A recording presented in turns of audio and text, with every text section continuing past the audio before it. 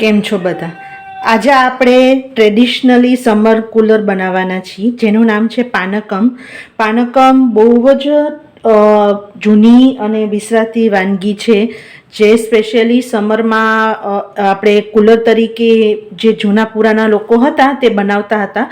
અને પહેલે શું હતું કે ફ્રીઝનું આપણે એટલું બધું જમાનામાં પહેલાંમાં ફ્રીઝ પણ નહોતા, અને સમરમાં જે લોકો કેવી રીતે ઠંડક કરતા એ તમને જે ટ્રેડિશનલ રેસીપી છે બતાવું છું. આમાં full of iron, vitamin C અને ડાયજેશન પણ સારું છે. એટલે તમે અત્યારે તમે આ જે રેસીપી બતાવું છું એ તમે બાળકોને એક્ઝામ ટાઈમે પણ આપશો તો એની એનર્જી પણ રહેશે. તો એના માટે શું લીધું છે કે ગોળ છે.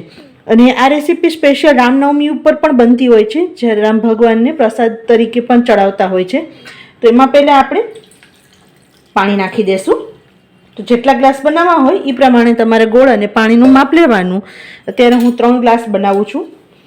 તો પહેલાંના લોકો શું કરતા કે ફ્રીજનું હોતું તો આપણે માટીનું જે નાનું ઘડો હોય એની અંદર નાનું માટીનું વાસણમાં આ લોકો મિક્સ કરીને રાખતા, જેથી એકદમ કુદરતી રીતે ઠંડુ થઈ જતું. તો પહેલાં આપણે આ સરસ ગોળને મિક્સ કરી દઈએ, ડાયલ્યુટ કરી દઈએ. આપણો ગોળ થોડો ઓગળી ગયો છે. સાથે સાથે જેમાં નાખવાનું છે તો છે સૌઠ પાવડર, એટલે કે સૂંઠનો પાવડર, જે ડાયજેશનમાં બહુ જ ઇમ્પ્રુવમેન્ટ છે. અને ઉનાળામાં તો આપણી પાચન શક્તિ ખૂબ જ નબળી પડી જાય છે. તો જે પુરાની જે ટ્રેડિશનલી વિસરાતી જતી જે બધી રેસીપીઓ છે ને, એ બધી રેસીપી એવી રીતે જ બનાવવામાં આવતી જે તમારા હેલ્થને બહુ જ ઇમ્પ્રુવમેન્ટ કરતી, ડાયજેશનમાં તમને બધું વિટામિન, કેલ્શિયમ બધું મળી રહેતું. હવે એલચી પાવડર, એ પણ અગેન ડાયજેશનમાં તમારે ખૂબ જ ઇમ્પ્રૂવ કરે છે.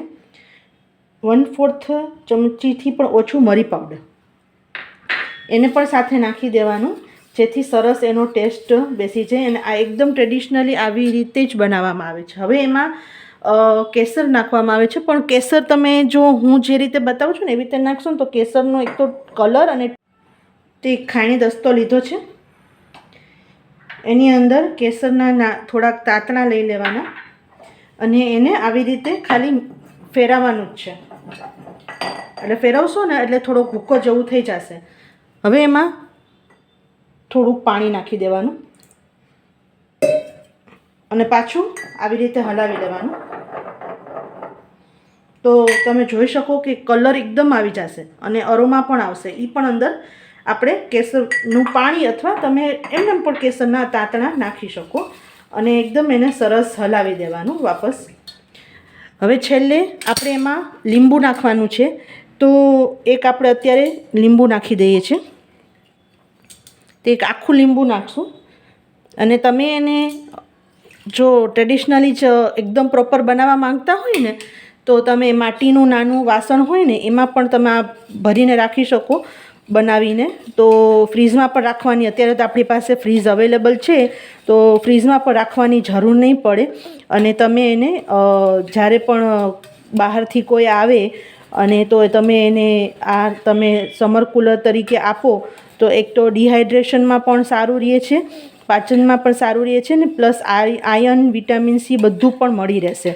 તો જે અત્યારના જમાનામાં જે કુલર આપણે યુઝ કરીએ છીએ એ તો છે જ, પણ આ તમે એક વખત ઘરે બનાવશો તો તમને બધાને, નાના મોટાને બધાને પસંદ આવશે.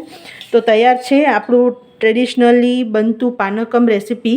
આ રેસીપી જો તમે ભગવાનને તમે ભોગ તરીકે ધરાવતા હોય ને તો ચાખવાનું નહીં, અને ઉપર તુલસીનું પાન જરાક એક ગ્લાસમાં કે તમે જેમાં પણ ભોગ ધરાવતા હોય એમાં ઉપર તુલસીનું પાન રાખી દેશો તો તમે આ ભગવાનને ભોગ તરીકે પણ ધરાવી શકો.